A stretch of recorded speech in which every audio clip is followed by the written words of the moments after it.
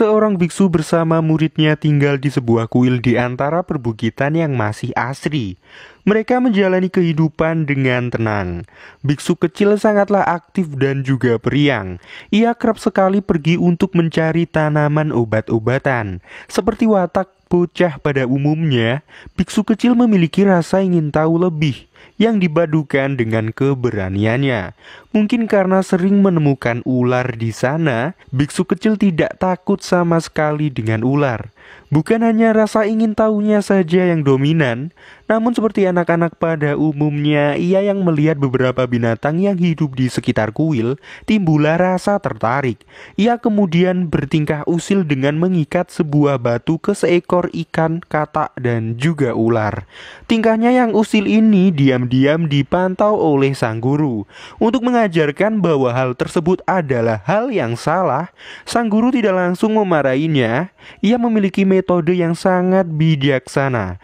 Sewaktu biksu kecil tidur, sang guru mengikatkan batu kepada si biksu kecil, agar si biksu kecil secara langsung menyadari bagaimana nasib hewan-hewan yang telah ia siksa.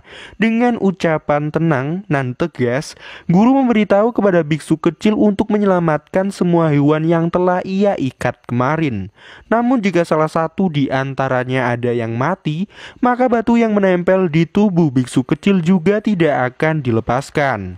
Biksu kecil pun segera melaksanakan perintah gurunya. Dengan batu yang masih berada di punggungnya, ia mencari semua hewan yang sudah ia ikat. Di dalam pencariannya, biksu kecil menemukan ikan yang ia ikat ternyata sudah dalam keadaan mati. Ia pun segera menguburnya. Ia juga menemukan seekor katak yang syukur saja dalam keadaan yang masih hidup. Kemudian ia menemukan ular yang mengalami nasib yang serupa dengan ikan. Dengan penuh penyesalan, hal ini membuat biksu kecil menangis. Ia merasakan kesedihan dan penyesalan untuk pertama kalinya. Beberapa tahun kemudian saat musim panas tiba, kita ditunjukkan dengan biksu kecil yang sudah beranjak remaja. Ia yang berniat mencari tanaman obat-obatan tak sengaja melihat ular yang lagi bergentoy eplek-eplek. Kalau ular sih kluket-kluket. Hal ini membuatnya tertarik. Di samping itu dari atas bukit ia melihat dua wanita yang datang menuju ke kuil. Ia pun segera menyambutnya kemudian mengantarnya kepada sang guru.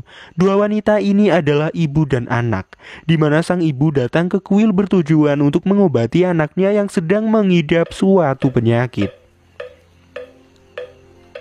Ibu ini bahkan terlihat berdoa dari pagi sampai malam untuk meminta kesembuhan anaknya.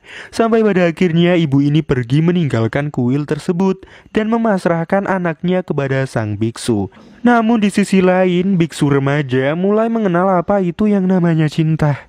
Ia sangat tertarik sekali dengan anak ibu tersebut. Ia bahkan menaruh perhatian lebih kepadanya. Suatu hari ia tak sengaja menemukan si wanita dalam keadaan tertidur. Nafsunya mulai tumbuh. Dengan refleks biksu remaja menyelimuti si wanita sambil memegang semongkonya. Yang hal ini membuat si wanita terkejut.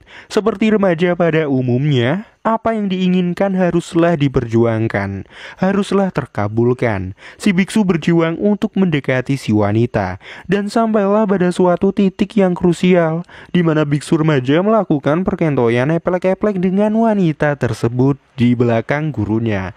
Dan ini menjadi awal mula si biksu remaja berteman dengan nafsu biologisnya.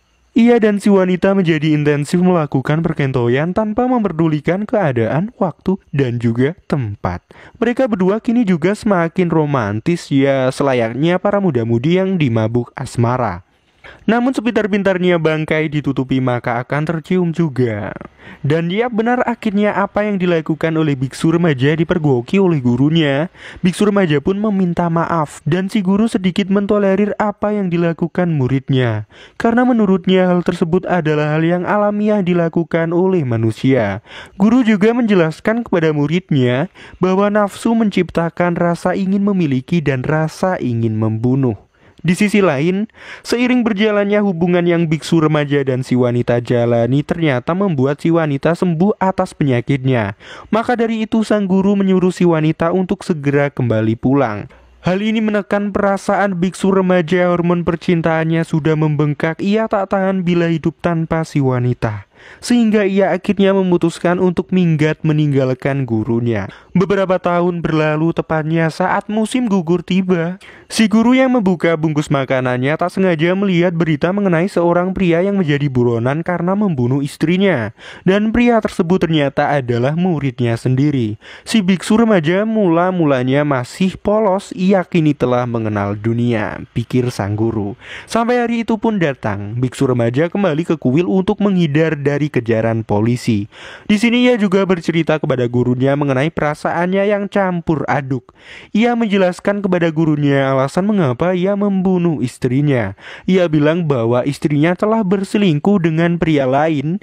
Ia tidak bisa menerima hal tersebut.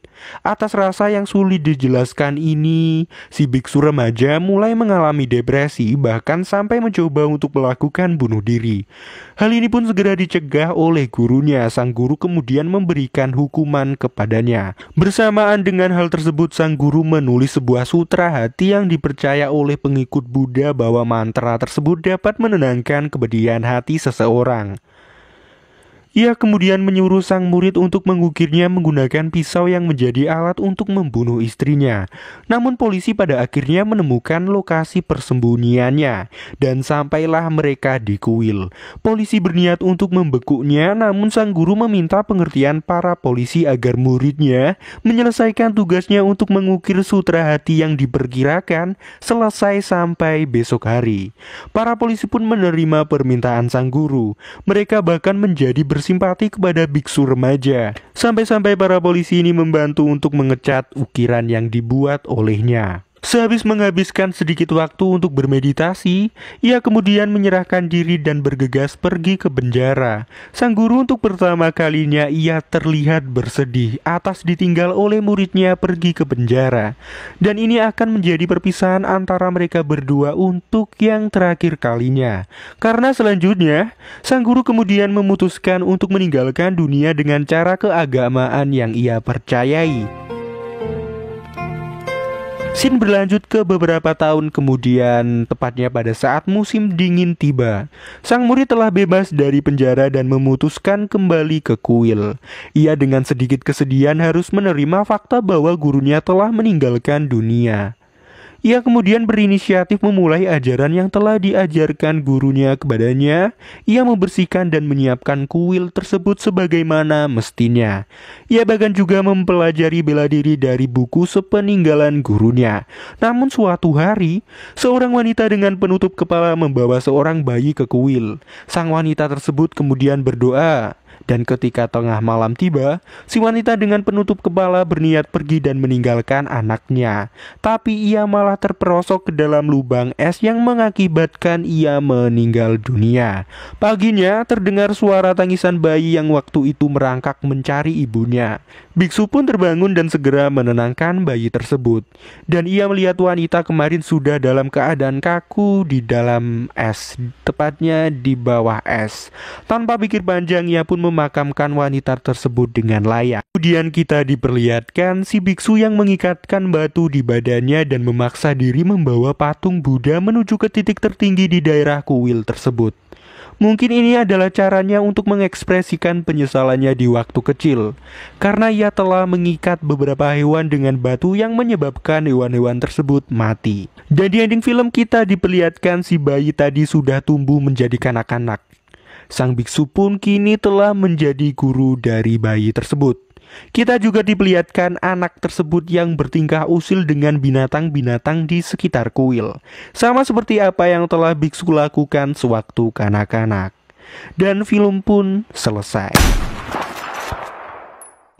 Film ini adalah film yang bersifat universal. Agama Buddha hanyalah sebagai contoh guys, sebagai penerapannya. Film ini sebenarnya tidak memihak pada agama tertentu. Film ini adalah sebuah drama tentang manusia, watak-wataknya, tahapan yang dilewatinya, hubungannya dengan sesama manusia, serta dengan alam semesta.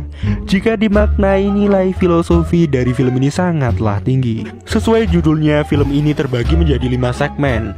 Dari kelimanya masih dalam satu ikatan cerita. Di bagian pertama adalah Spring, diawali dengan seorang biksu tua yang tinggal dengan muridnya yang masih bocah.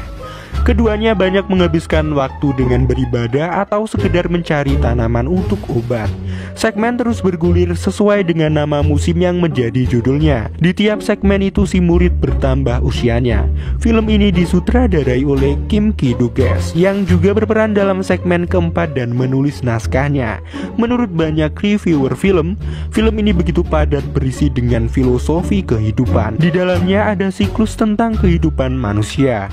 Diawali masa kanak-kanak, remaja, dewasa, tua, lantas sampai meninggal dunia. Selain itu, film ini juga menuturkan secara humanis tentang apa saja watak sesungguhnya manusia. Kalian semua akan mendapati di sini ada kenakalan, kebahagiaan, rasa penasaran, cinta, takut, marah, benci, iri, ulas asih, dan masih banyak lainnya. Film ini sangatlah kompleks bila harus dikupas secara mendalam lagi dari sudut pandang karakterisasi manusia. Tapi jelasnya setiap manusia memiliki perspektif mengenai film ini berbeda-beda. Dan oke, sampai di sini saja ya guys. Terima kasih telah menonton dan menontonlah untuk mendapat terima kasih. Bye.